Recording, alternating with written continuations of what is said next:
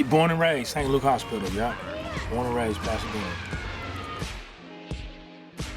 Well, growing up in Pasadena, I'll take it to the 70s. I remember our neighborhood being family-oriented. Everybody knew everybody. You know, if my mom wanted to bake a cake or something, she ran out of sugar. She would say, hey, go across to Miss Jones' house.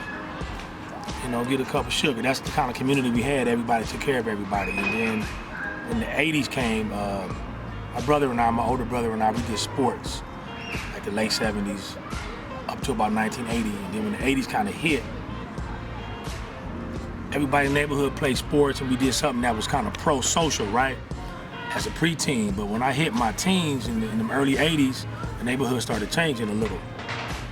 Me and my group of peers being around, you know, 13, 14, we were influenced by some of the older homies in the neighborhood, older fellas, and we started picking up some of their habits, you know, some of the behaviors that they was doing, you know, we learned those behaviors.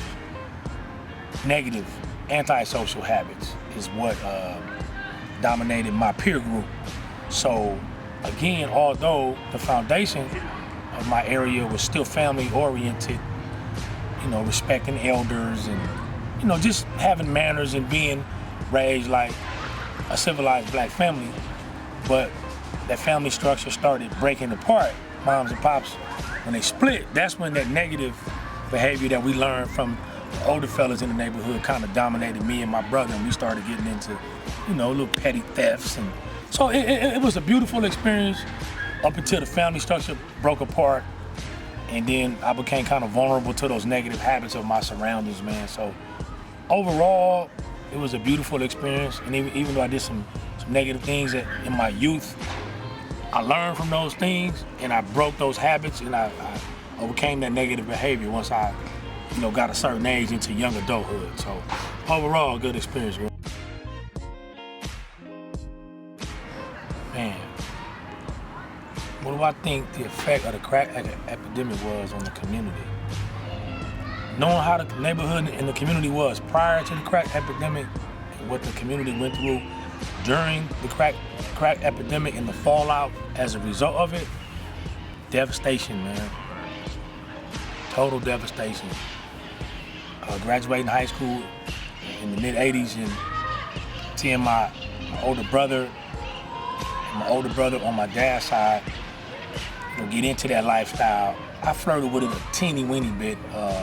Having moved from here in the early 80s and finishing high school in LA, what I saw here with the crack epidemic getting kind of started, because prior to that, you know, we still had the Sherman and Angel Dust from the 70s, right?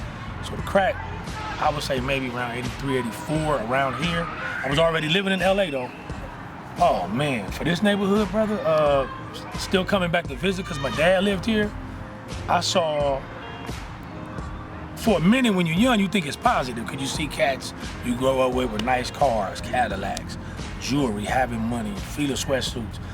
You know, you say, oh man, such and such, you heard such and such, he doing good, he got a Cadillac.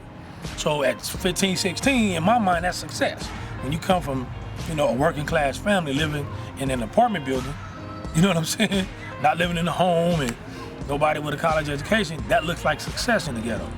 So initially, I thought it was a positive thing, but as I got older and I started seeing people going to jail, people robbing people, setting people up, murdering people, the negativity of it, then fast forward to the 90s, spill over from the 80s, same thing happening. And then now to this present day, 30 years later, the fallout from it, are we still affected by it? I will say how families were destroyed, people's lives were lost, people's freedom was lost. That's a lot of fathers, man. A lot of cats that I grew up with who are no longer living. Older dudes that we looked up to, no longer living. They have children out here, and I work with a lot of their children. So the absence of fathers and how many black men we lost through incarceration and through death and homicide, and how many brothers have felonies to this day and they can't seek gainful employment. To this very day, we're still affected by it because of those reasons. The breakdown of the black family, man, because of the crack epidemic. Not to mention the people that got hooked on it. I ain't even talking about the people that got hooked on it. So the same adverse effect. People are strung out on drugs and they have children who they can't really care for, and a lot of the grandparents who are older are left to raise the children of people who was on the drug. And I work with a lot of those young people, and they're not really able, they don't have the energy and the youth and the vitality to really be like a hands-on grandparent. So we still definitely are suffering from it as a community, man, with the breakdown of the black family. I got involved in social causes, you know what? It was kind of natural for me. At the time, living in LA and having grew up here, lost a few friends to, gang violence, and as I said earlier, the crack epidemic in the 80s, just losing people and moving to LA, meeting new friends and lost some of them from high school. Just being from that generation, man, of the 1980s, coming to age during the violent time. And then I changed my life around, I still was stealing and smoking weed and doing some negative things in LA. Some of the habits that I picked up right here in Pasadena, right here in this park, as a matter of fact. Cats I used to hang with in this park, man, taught me some negative things, but I chose to do those negative things, unfortunately. But wanting to do something better with my life at around the age of 18, I knew I had to do something positive. I didn't know exactly what.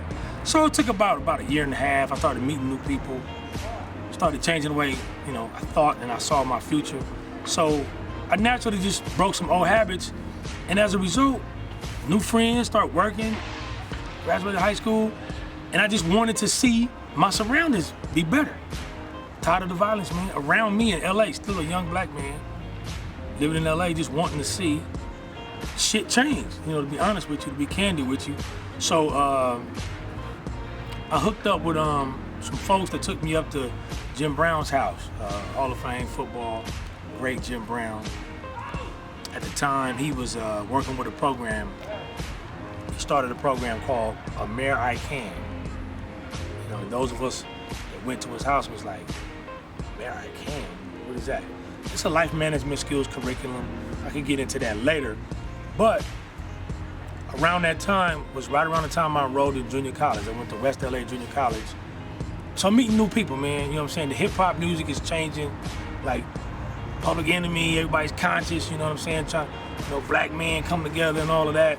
Just met Jim Brown, so my mind started changing. And before I knew it, I was meeting other cats who had the same outlook as me. Same kind of background as me. Maybe they was from Watts, Compton or whatever. But we started talking, man, and building and just breaking knowledge down. And before we knew it, man, we was up in Jim Brown's house, man, going through this American class, former Crips, former Bloods, and before I knew it, we was down with Jim Brown.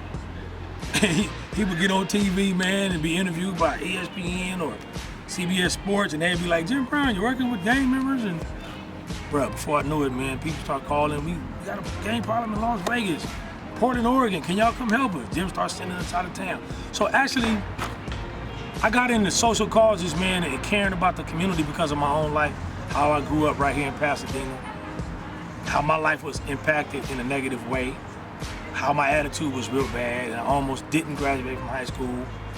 Once I graduated, just wanted to see something positive in my life, positive change for me first, and then a positive change for my surroundings. I just naturally started meeting people, man, and I've been down with the same type of work, still with Jim Brown and the Mayor I Can, and some other people as well, right here in this neighborhood in Pasadena. It's just kind of natural for me. It's not something that I told myself I wanted to do. I just changed my life first, and that journey just continued. And it's just been an ongoing journey, so I'm still here to this day. You know what? That's an interesting question. A lot of people consider themselves activists, whether they're online now, these young people, these millennials, the Black Lives Matters movement. You have a lot of people who consider themselves activists. I just consider myself a voice for people who don't normally have a voice. I guess that's the definition of an activist, but I'm not the protest type. I'm not about to be, you know what I'm saying, all up in the police face yelling at them. I'm not knocking people who feel like that's how they need to express themselves. I prefer to work with the young brother or the young sister that's in the street, help them get their lives in order so they don't have to, you know what I'm saying, encounter the police as much, I should say, because as long as we black, oftentimes we're gonna get profiled. So I just consider myself a person that cares. Caring is the biggest type in my mind. Caring. What do I think needs to be done to make our community tighter and more supportive? I just think we gotta do what we're doing, man, right now. What me and you doing, just communicating, talking. People gotta communicate. The elders can be, shit, I'm an elder. Communicate, elder to some people. I just say communicate, man, and listen. You gotta restore some of those old school values, just the basic stuff, man. Respect, kindness, courtesy. Because when people respect each other and just speak in a kind manner and be courteous, people feel comfortable, people feel relaxed, and they'll open up and they'll just talk to you. And you get to learn about people and their struggle, what they've been through. So that leads to common value, sharing, people talking. Oh man, we think the same way, man. Let's hook up, brother. I didn't know you was into filming and editing. Man, my sister owns a company, whatever, right?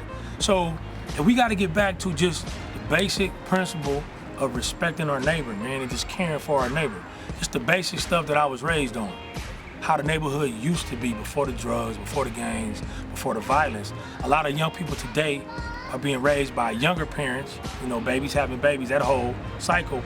And oftentimes some of those younger parents probably weren't taught the old school values that my generation was taught. So they kind of treat their children like they the homie. And a lot of these children, they don't respect boundaries. They'll come by you on their skateboard going all fast or almost knock an old lady down in the mall. They just don't have the kind of manners that we had when we was growing up. And a lot of times it's not their fault. So I would say back to the basics, bruh. And that's the foundation. The respect, kindness, and the courtesy.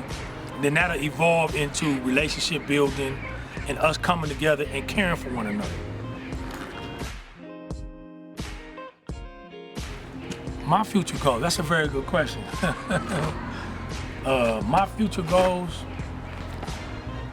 God willing, man, I'ma do kind of like what you're doing with the Pasadena pages, something similar. I have some ideas that I've written out that I'm putting into motion now to develop, not so much a website, but you know, my own, like my own channel, maybe YouTube, where a lot of work that I've done, a lot of stuff that I filmed on digital video, maybe we can even collaborate on some of that and just let it live somewhere and house it somewhere and then interview people like how you going around doing, because with this modern technology, we can reach more people with the internet and social media like you're doing right now. So I got some similar goals, to be honest with you. So that's it, reaching more people, being more effective with the messages that I have.